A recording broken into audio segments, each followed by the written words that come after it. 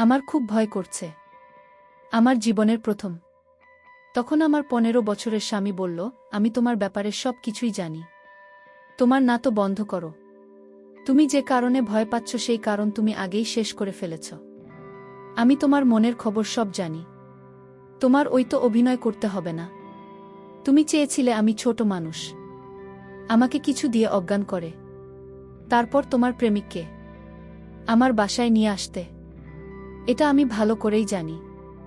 আমার বয়স কম হতে পারে, কিন্তু আমি এতটা বোকা না।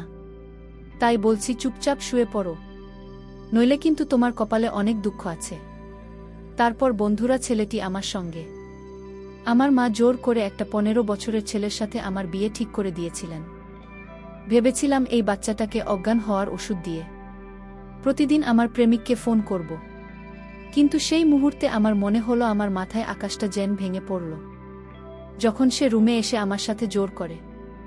বন্ধুরা, মূল ঘটনাটি শুরু করার আগে তোমাদের কাছে ছোট্ট একটা অনুরোধ, তোমরা যারা এখনও চ্যানেলটি সাবস্ক্রাইব করেননি তারা অবশ্যই চ্যানেলটি সাবস্ক্রাইব করে পাশে থাকবে। আসলে এই ভালোবাসা সবার কপালে থাকে না। এটাও বলা হয় যে ভালোবাসা এমন কোনো সস্তা জিনিস নয় যে প্রত্যেক মানুষই পাবে। আমি একজনকে মনে প্রাণে ভালোবাসতাম। তার জন্য আমি আমার জীবন, আমার সব কিছু ত্যাগ করতে রাজি ছিলাম। ভালোবাসার জন্য আমি বাবা, মা এবং পরিবারের অন্য সবার বিরুদ্ধে লড়েছিলাম। আমার বাবা মায়ের কাছে সব বলার পরেও তাদের চোখে আমি ছোট হয়ে গিয়েছিলাম। কিন্তু আমি জানতাম যে আমার অন্তরে ভালোবাসা ঈশ্বর দিয়েছেন। ঈশ্বর যদি আমার ভাগ্যে লিখে থাকেন তবে আমি অবশ্যই পাব, আর যদি না পাই তবে ভাবে ঈশ্বর আমার ভাগ্যে লেখেননি। আমরা নিজে থেকে কিছু করতে পারি না, সবকিছুই নিয়তির খেলা। আমার নাম আফসানা। আমরা 4 ভাই বোন ছিলাম। আমি আমার জীবনে ভালোবাসা ছাড়া আর কিছুই চাইনি। আমরা গরিব, একবেলা খাবার জোগাড় করতে অনেক পরিশ্রম করতে হতো। আমাদের বাড়ির খুব ছোট এবং ভাঙাচোরা, কিন্তু আমার বাবার সেদিকে কোনো খেয়াল দিতেন না। আমাদের সাথে একই বাড়িতে চাচিয়ে থাকতেন। আমার মা আর চাচিদের মধ্যে প্রতিদিন ঝগড়া লেগেই থাকত। কখনো তাদের বনিবনা হয়নি, আর না কখনো আমার ভাই বোনের সাথে চাষির ছেলে মেয়ের বনিবনা ছিল। আমার বড় বোনের বিয়ের বয়স হয়ে গিয়েছিল, তাই ওর জন্য আসতে শুরু করে।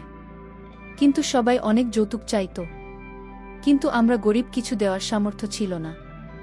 আমি মাকে বললাম, বৌদিকে বড় ঘরে বিয়ে দেওয়ার কি দরকার, তুমি তাকে আমাদের মতো ফ্যামিলিতে বিয়ে দিতে পারো। কিন্তু মা বলতেন, বিয়ে দিলে আমার মেয়েকে বড় বাড়িতে বিয়ে দেব, সেখানে আমার মেয়েরা সুখে থাকবে এবং তাদের কোনো কিছুর অভাব হবে না। আমার মা বলতেন, আমি আমার জীবনের সব ইচ্ছা মেরে ফেলেছি, কিন্তু আমি আমার মেয়েদের সাথে এটা হতে দেব না। আমি তখনও পড়াশোনা করতাম এবং তার সাথে কিছু ছেলে মেয়েকে টিউশন পড়াতাম। সেই সময় আমি একটি ছেলেকে ভালোবেসে ফেলি এবং সে আমাদের বাড়িতে আমার জন্য নিয়ে আসে। কিন্তু আমার মা তাদের প্রস্তাবে রাজি হননি। আমি আমার বাড়ির লোকদের বোঝানোর অনেক চেষ্টা করেছি, কিন্তু তারা আমাকে হুমকি দিতে শুরু করে। বাধ্য হয়ে আমি সেই ছেলে শাহিনকে বললাম, চলো আমরা পালিয়ে গিয়ে বিয়ে করি। কিন্তু সে আমাকে বলেছিল যে, তুমি একটা সম্ভ্রান্ত পরিবারের মেয়ে, তোমার এমন কথা উচ্চারণ করা উচিত না।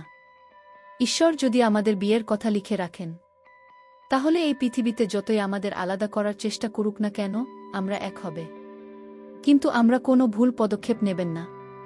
তুমি সবসময় সেটাই করো যেটা তোমার বাবা মা চান। তাদের ইজ্জত নষ্ট করো না। আমি দিন রাত ঈশ্বরের কাছে সেই ছেলের জন্য প্রার্থনা করতাম। তারপর একদিন আমার মা হঠাৎ আমাকে 15 বছরের একটা ছেলের সাথে জোর করে বিয়ে দিয়ে দিলেন। কিন্তু আমি ভেবে নিয়েছিলাম, এই ছেলেকে প্রতিদিন অজ্ঞান হওয়ার কিছু দিয়ে তাকে অজ্ঞান করে আমি আমার প্রেমিককে ডাকব। কিন্তু আমার মাথায় যেন আকাশ ভেঙে পড়ল যখন সেই ছেলে রুমে ঢুকল। আর আমি সেই ছেলেকে দেখে ঘাবড়ে গিয়েছিলাম, কারণ ছেলেটিকে দেখে আমার অনেক ভয় করছিল। যদিও তার বয়স গন্তব্য থাকে, আমার অনেক ভয় লাগছিল। ছেলেটির মুখে একটি মাস্ক পরা ছিল। আমি তাকে বললাম, আপনি মাস্ক পরেছেন কেন? তোমার মনের খবর আমি জানি, তাই আমি মাস্ক পরেছি। আর আমি কি পরব না পরব সেটা তো আমার বিষয়। তুমি কোনো কথা বলবে না, সোজা আমার কথা মানবে। এই ছোট্ট একটা ছেলের কথা শুনে আমি রীতিমতো অবাক হচ্ছিলাম। আমি আরও মনে মনে ভেবেছিলাম যে এই ছোট্ট একটা ছেলেকে অজ্ঞান করে রাখব। এখন দেখি সে আমার সাথে কথা শুরু করেছে। উল্টো আমাকে তো অজ্ঞান করার ব্যবস্থা করে দিল। আমি তাকে বারবার বলছিলাম, আপনি মাস্ক খোলেন, আপনার মুখ আমি দেখতে পাচ্ছি না। কিন্তু ছেলেটি তার মুখ আমাকে দেখাল না। কিন্তু আমার কাছে মনে হলো ছেলেটি আমার খুব পরিচিত। আমি যখন ছেলেটিকে বললাম, আপনি যদি আপনার মুখ না দেখান তাহলে আমি চিৎকার করব। সে বলল, তোমার চিৎকার কেউ শুনতে পারবে না, কারণ তুমি আজ আমার ঘরে বন্দী। তোমাকে কেউ সাহায্য করবে না। আমি তার কথা শুনে অনেক ভয় পেয়ে গেলাম। তবে আমার কাছে মনে হলো ছেলেটি আমার অনেক পরিচিত। আমি তখন তাকে বিনয়ের সঙ্গে বললাম, প্লিজ, আপনি তো আমার স্বামী, তাই আপনাকে দেখার অধিকার আমার আছে।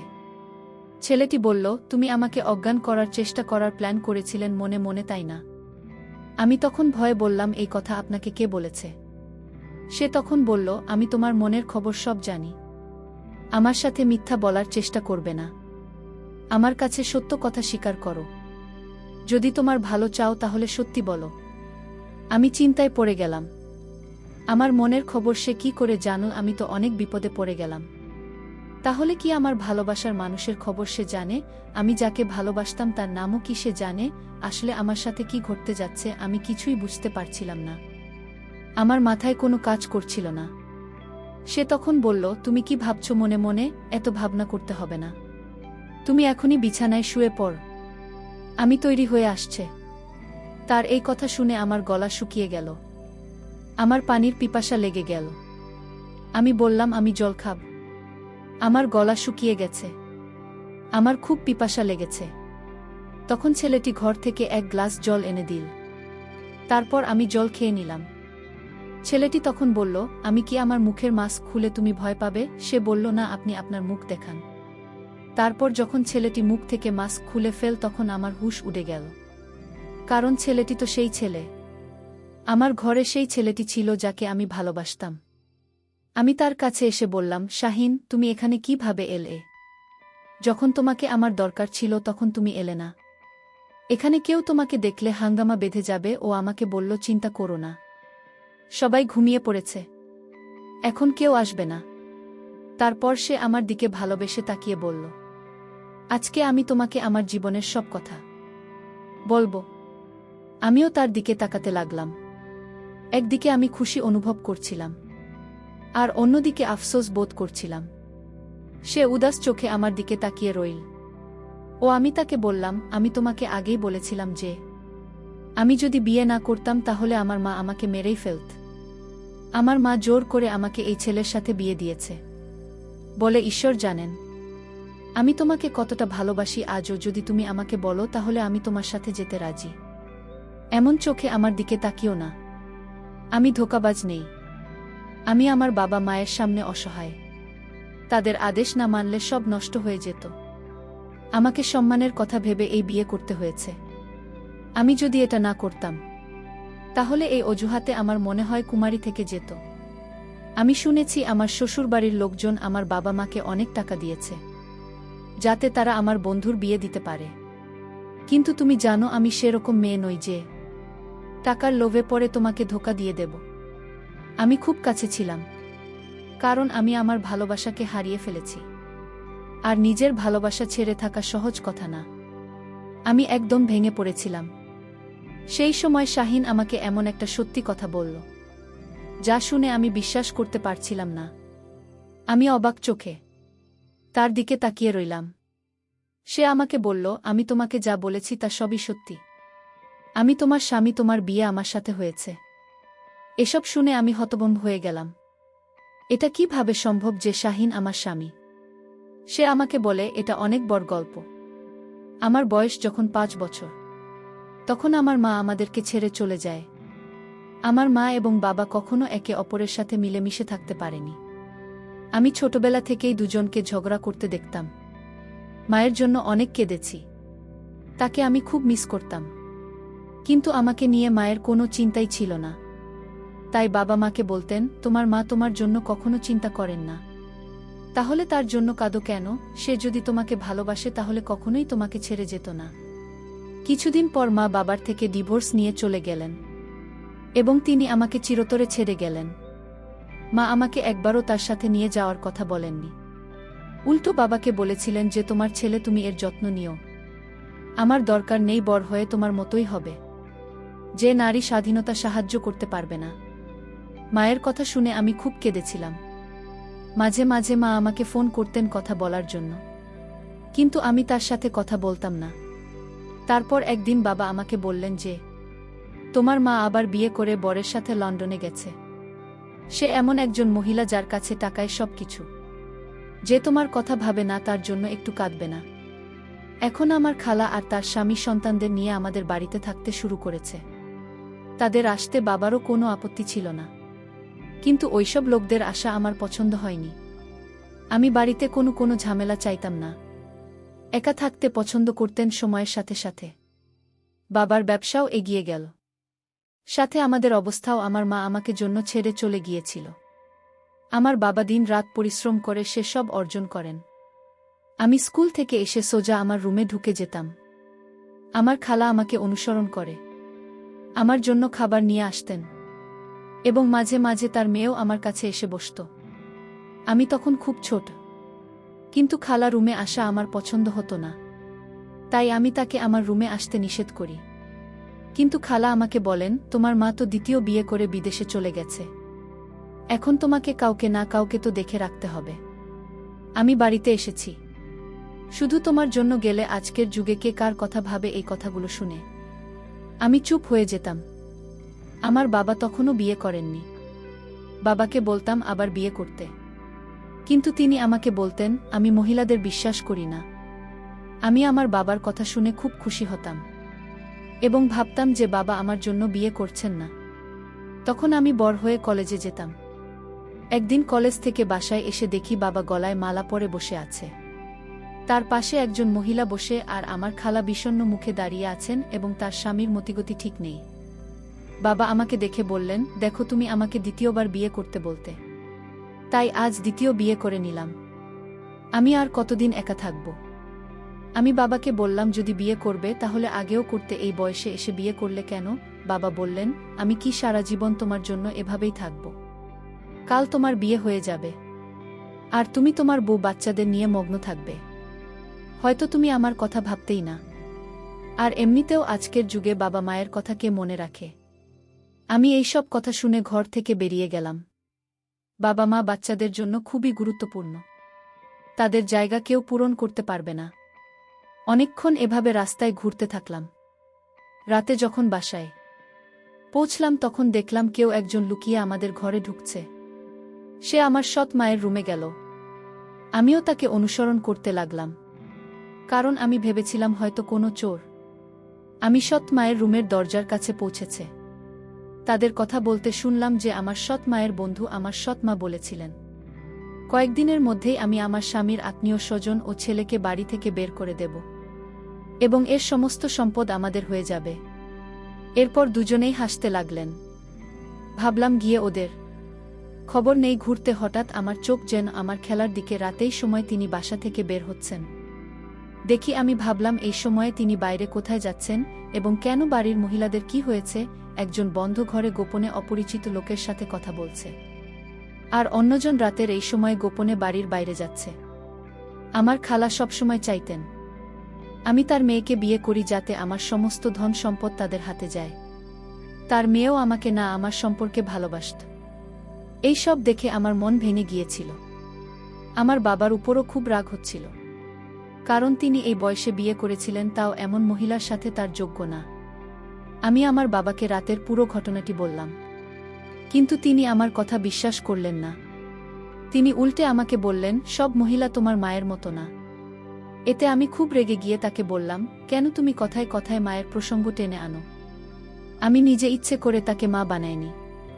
তুমি নিজেই সেই মহিলাকে বিয়ে করেছিলেন, আর সেই মহিলার জন্য পুরো পরিবারকে ছেড়ে দিয়েছিলেন। এখন আবার তুমি দ্বিতীয় বিয়ে করেছ। দুজনেই নিজের মতো করে এগিয়ে গেছ। আমি তোমাদের দুজনের কাছে গুরুত্বপূর্ণ না। তোমাদের আমার জন্য সময় নেই। বাবা বলেন, তুমি বিয়ে করো, কাল তোমার বউ বাচ্চা হলে তুমি সম্পর্কের কথা বুঝবে। তোমার বন্ধুর মেয়ে খুব ভালো, সে পুরো বাড়ির দেখাশোনা করে। তুমি তাকে নিয়ে সুখে থাকবে। আমি বাবাকে বললাম আমি সেই মেয়েকেই বিয়ে করব যে আমাকে ভালোবাসে, তাকে নয় যে আমাদের সম্পদকে ভালোবাসে। এই বলে আমি আমার রুমে চলে গেলাম। আমি খুব একা বোধ করতাম।